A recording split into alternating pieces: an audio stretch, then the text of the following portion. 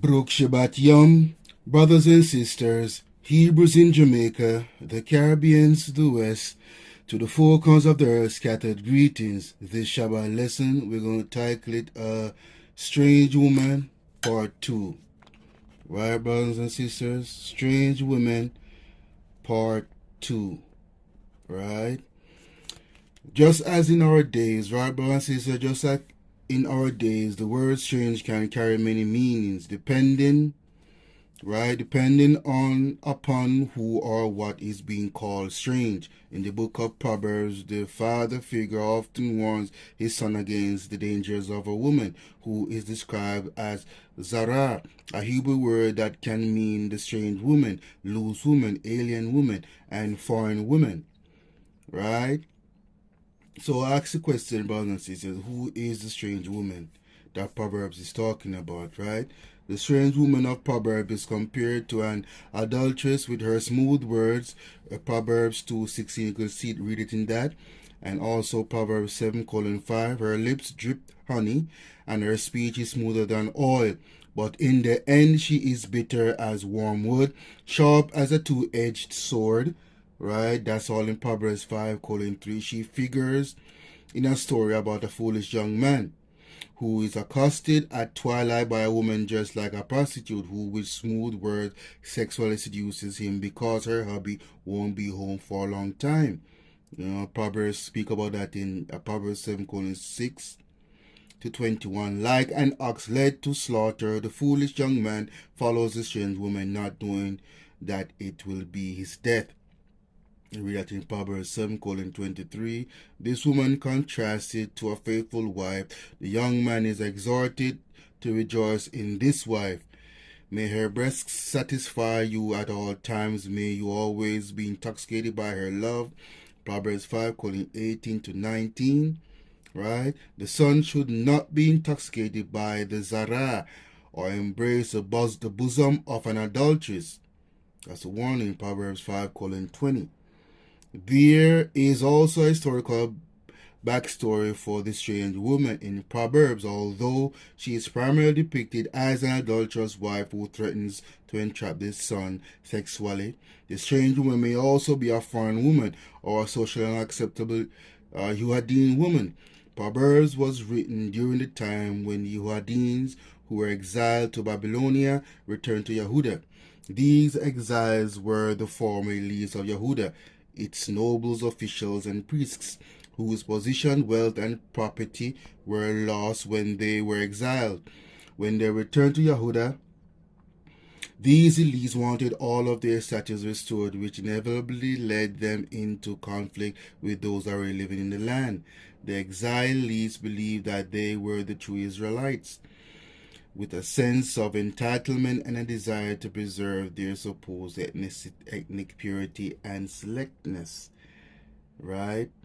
Intermarriage with local women, however, naturally occurred. Some of these local women were ethnic foreigners. Some were Yuhadin women, but who had not gone into exile and thus were not part of the returning group. Others were women who worshipped foreign gods. All of these women were lumped under the term Zara because they did not belong with those who returned from exile. They were deemed strange, alien, foreign, and loose. They could not be the proper or correct wives of these returning elites who exclusively married within the returnee population. Those men who did intermarry with these strange women were eventually condemned by Ezra and Nehemiah.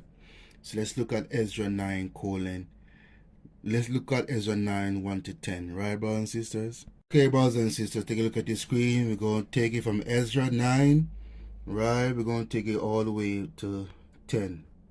Right, brothers and sisters? Now, when these things were done, the princes came to me, saying, the people of Israel and the priests and the Levites have not separated themselves from the people of the lands, doing according to the abomination even of the Canaanites, the Hittites, the Perizzites, the Jebusites, the Ammonites, and the Moabites, the Egyptians, and Amorites.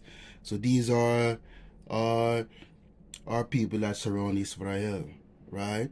For they have taken of their daughters for themselves and for their sons, so that the holy seed have mingled themselves with the people of those lands. Yea, The land of the princes and rulers have been chief in this trespass. And when I heard these things, I rent my garment and my mantle, and plucked off the hair of my head and of my beard, and sat down astonished, right? Astonied. Then were assembled unto me every one that trembled at the words of the Eloahu of Israel, because of the transgression of those that had been carried away, and I sat astonished until the evening sacrifice. And at the evening sacrifice I arose up from my heaviness, and having rent my garment and my mantle, I fell upon my knees and spread out my hands unto Yahuwah my Eliyahu. I said, O my Eliyahu, I am ashamed and blush to lift up my face with thee, my Eliyahu, for our iniquities are increased over our head, and our trespasses grown up unto the heavens. Since the days of our fathers have we been in a great trespass unto this day, and for our iniquities have we, our kings and our priests, been delivered into the hands of the kings of the lands, to the sword, to the captivity, and to a spoil, and to confusion of face, as it is this day. Now for a little space grace hath been shewn from Yahuwah our Eliyahu, to leave us a remnant to escape, and to give us a nail in his holy place, that our Eliyahu may lighten our eyes and give us a little relief in our bondage. For we were bondmen, slaves, bondmen, yet our Eliyahu had not forsaken us in our bondage slavery, but had extended mercy unto us in the sight of the kings of Persia, to give us a reverend to set up the house of our Eliyahu, and to repair desolation thereof, and to give us a wall in Yehuda and in Jerusalem. And now, our Eliyahu, what shall we say after this? For we have forsaken thy commandments. You see, brothers and sisters. So, brothers and sisters, let's go back to chapter 1 of Ezra, right? Which is 9.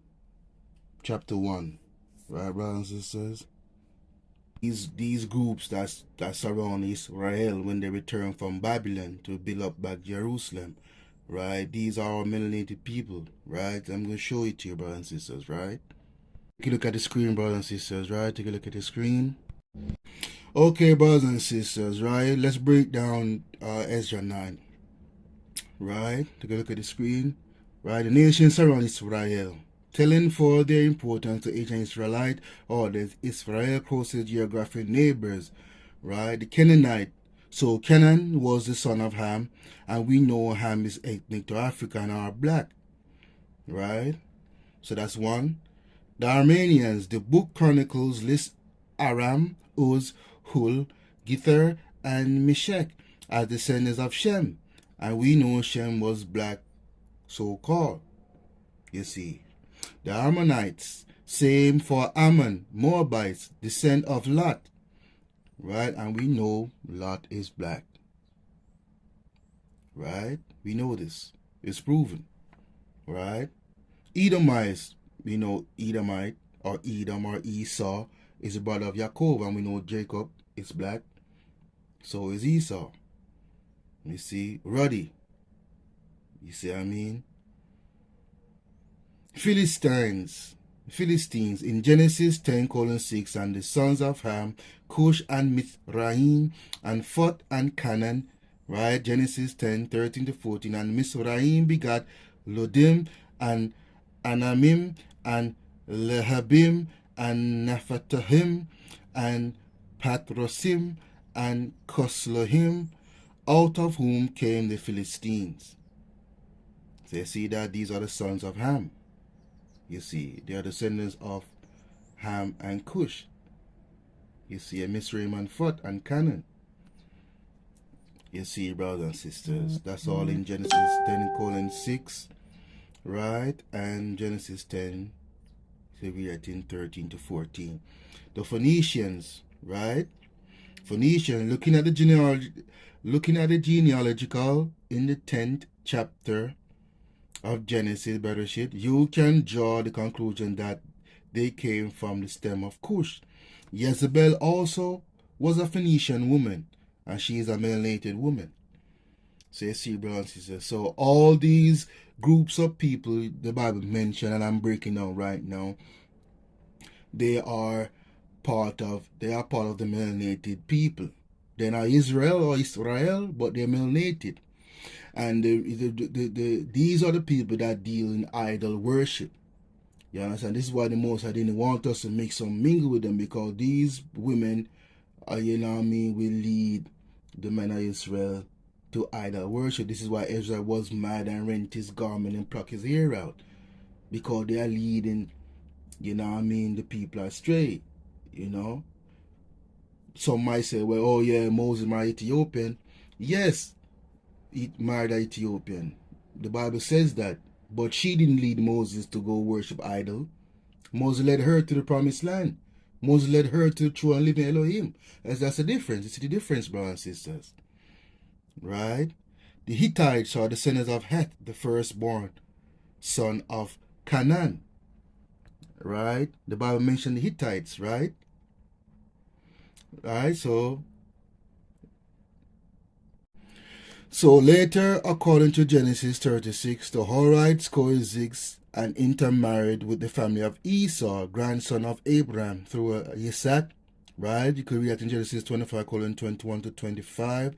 They were eventually brought under the rule of the descendant of Esau, also then known as Edom. Right? The Girishites were a group of people descended from Ham and his son Canaan. Read that in Genesis 10, 16, 1 Chronicles 1, 14. Being dwellers in the land of Canaan before the Israelites took possession of it, the Girgashites are listed among the groups of people that Yahuwah promised to drive out in Deuteronomy 7, 1 to 2, and Joshua 3, 10. Right? The Perizzites, who are they, brothers and sisters? Perizzites, which means villagers or dwellers in the open country, were one of the people who lived in the land of promise. They are one of the nations of Ham. You see, they were one of the tribes mentioned in the Bible that Elohim wanted to expel from the land he gave to Avram. Later on, they were one of the nations conquered by Joshua. They managed to stay in the kingdom, but as slaves of Solomon. Aside from the Bible, there have been no other reference concerning their ethnicity and origin except for the anonymous Perati mentioned in an Egyptian vocabulary dictionary. There's a very slim chance of finding anything about them from the scraps found in Amarna either. You see, brothers and sisters. So in this little breakdown I just showed you right here, right? You see what happened with the the the uh the the Perizzites, right? Solomon turned them into servants, right? The Gentiles, servants. The same thing is gonna happen to the Gentiles in this time. They're gonna be our servants in the kingdom of the Most High. You see, brothers and sisters. Okay, brothers and sisters, let's go to another scripture, right? Nehemiah 13, 23 to 28. In those days also saw I Yuhadins that had married wives of Ashdod and Ammon and Moab, and their children spake half in the speech of Ashdod, and could not speak in the Yuhadin language, but according to the language of each people. And I contended with them, and cursed them, and smote certain of them, and plucked off their hair, and made them swear by Eliyahu, saying, Ye shall not give your daughters unto their sons, nor take their daughters unto your sons, or for yourselves.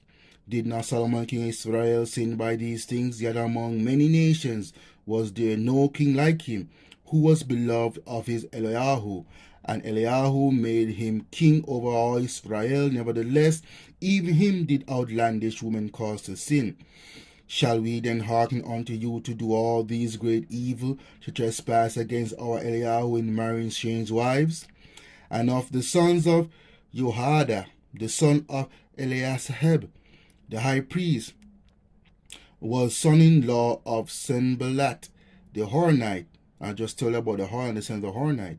Therefore I chased him from me, you see.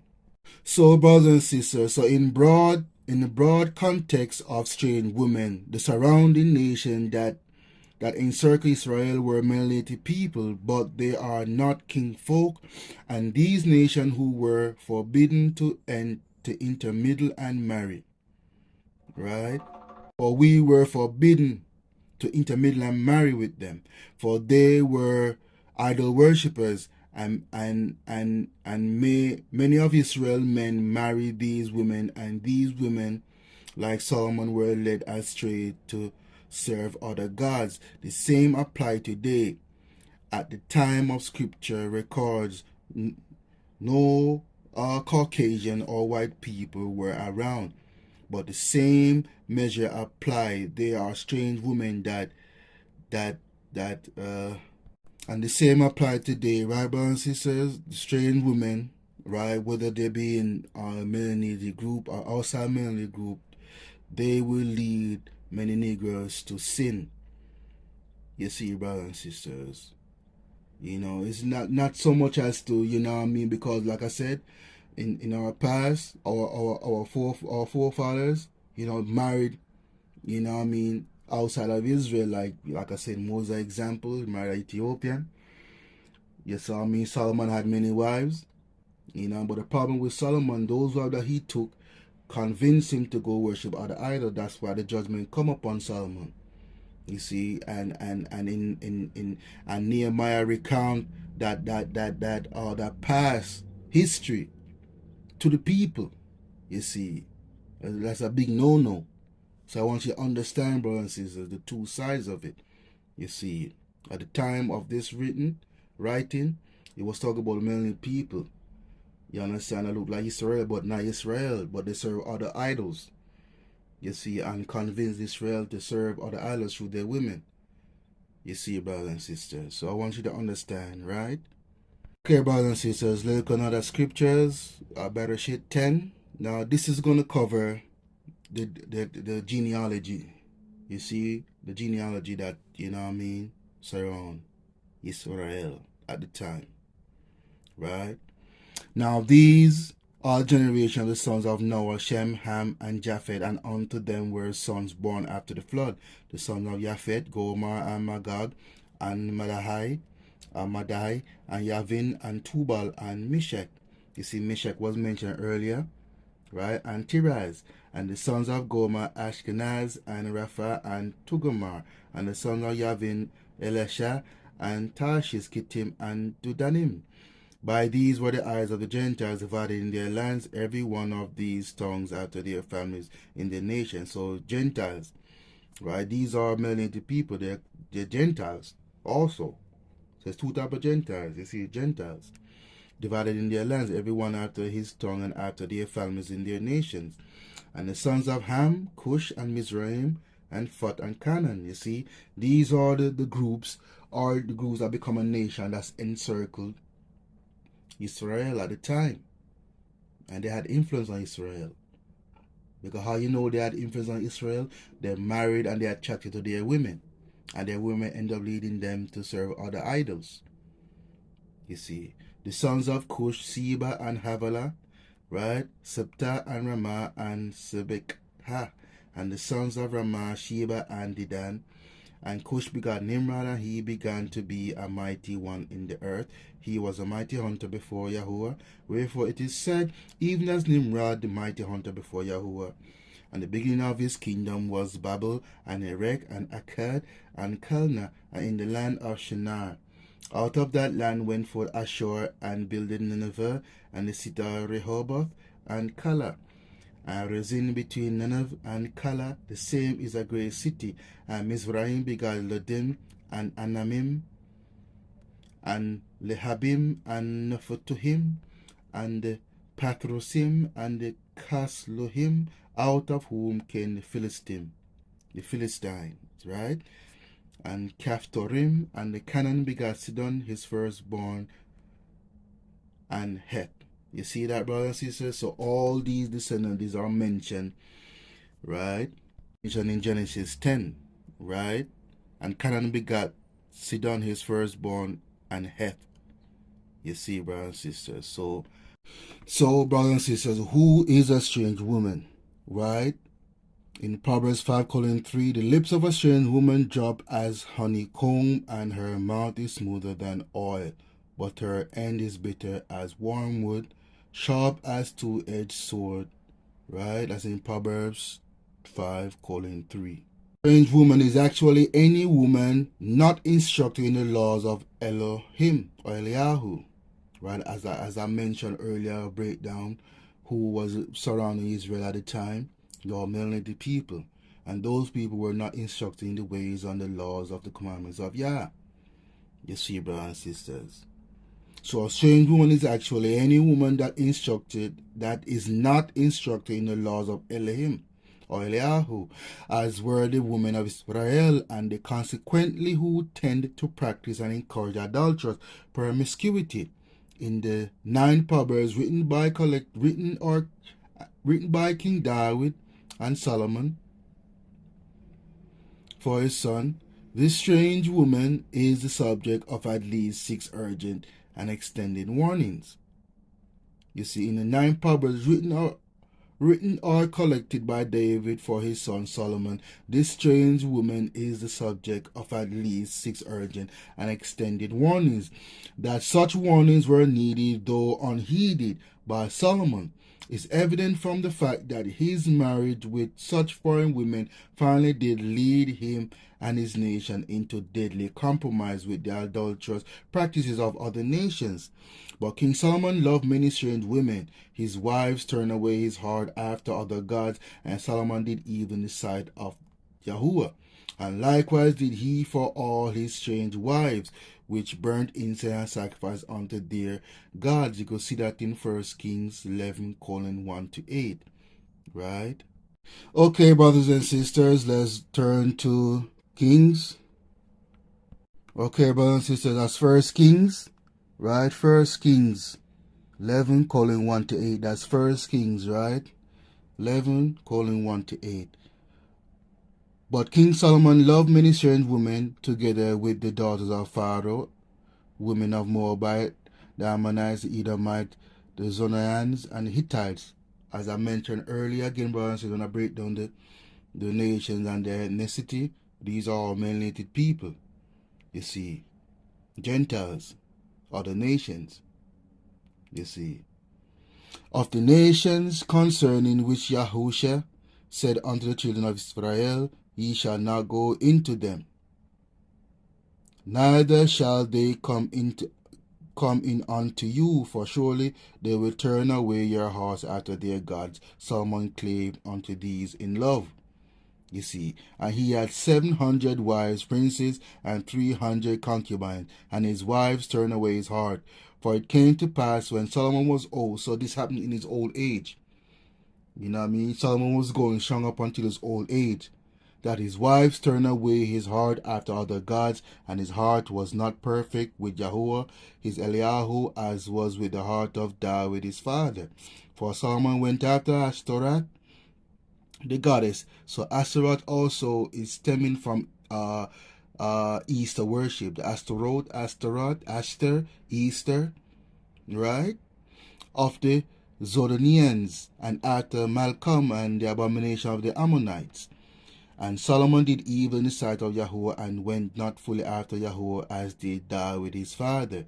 Then did Solomon build a high place for Shemosh, the abomination of Moab, in the hill that is before Jerusalem, and for Molech, the abomination of the children of Ammon. And likewise did he for all his strange wives, which burn incense and sacrifice unto other gods, brothers and sisters. So you see the danger of worshiping idols, brothers and sisters. It angers the Most High, and Most High utterly destroys us. You see, this is why it's important to keep to ourselves, keep with Israel. You know what I mean? And make sure, vet. You see, try the spirit whether they have Elohim or not, brothers and sisters.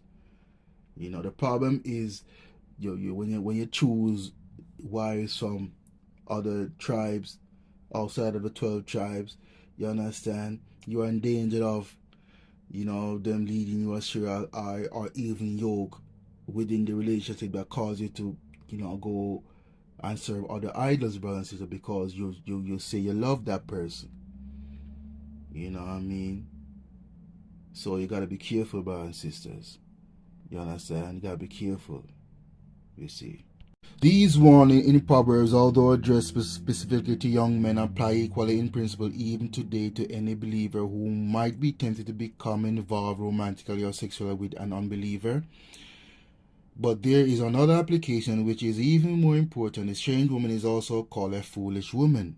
Example in Proverbs 9:13, and actually it personified as folly or foolishness, in contrast to the virtuous woman is personified as wisdom. In Proverbs 1:20 to 33, 3:13 to 20. Right? Proverbs 5:5 to 9, 7:4, 8:1-21, 9:1 to 11. And the great theme of Proverbs is the vital importance of true wisdom. In the ultimate sense, of course, folly is none other than the lure of Hashatan, for her house is the way to hell, going down to the chambers of death. Proverbs 7:27. Likewise, wisdom becomes Christ, for whosoever findeth me findeth life. Proverbs 8:35, brothers here. So the lesson learned is choose wisely. Be even yoked, brothers and sisters, not unequally yoked. You understand? It's not so much as to not dealing with your other melanated people, you know what I mean, from off the continent, but the problem is their thinking and their mindset, you know what I mean, or who they believe in and who they worship. That's key, brothers and sisters. You know what I mean? Be equally yoked. You understand? Because we are his people and the sheep of his pastors. Enter into his gates with thanksgiving and into his courts with praise. Be thankful unto him and bless his name, for Yahuwah is good. His mercy is everlasting and his truth endureth to all generations. We must preserve ourselves, brothers and sisters. We must come back to these laws, commandments, and statutes, and seek ye first the kingdom of heaven and all his righteousness, and all these things shall be added unto you. You got to seek Yahuwah first, brothers and sisters. You know, you got to seek the kingdom of Yahuwah and all his righteousness within Yahusha, our Mashiach's name, you see, and keep his commandments, brothers and sisters. Even within Israel, like within the tribe, we're not supposed to, marry from the other tribes. But if we do, the Most High give us instruction how to do that, right? Because if you read Numbers 36:3, right, it says, and if take a look at the screen, it's on the screen, brothers and sisters, right?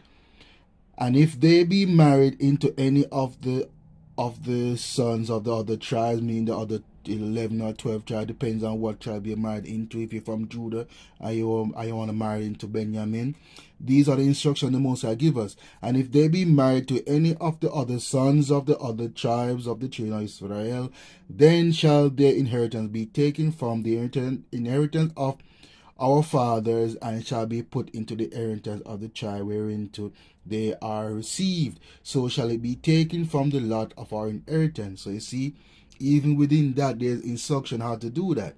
If you're going to do that, this is what's going to happen, and this is how you go about doing it, brothers and sisters. Right? But there is no such instructions outside of the 12 tribes. So you can marry within the 12 tribes, but this is the stipulation you have to follow when doing so. You know what I mean? So, say I'm from Judah, which I am. I'm Benjamin. If I want to marry another woman from, say, from Benjamin also, or from, the other tribes, then my inheritance in Judah, right, or in Benjamin would have to be transferred to Judah, or vice versa. You see, brothers and sisters. So I just want to, get that understanding out so you could understand, So, it's important, brothers and sisters. We got to keep ourselves together. You know what I mean? We got to preserve ourselves so the Most High could bless us as a people. You know what I mean? And lift up us together in unison, in one unit. For it will happen, it's going to come back to that, brothers and sisters. Surely but surely, slowly but surely it's going to come back. Right? So on that note, Brukya, what is ever hope, Brukya, Ushama, Shiach, Shina, Vishina, blessed love and shalom.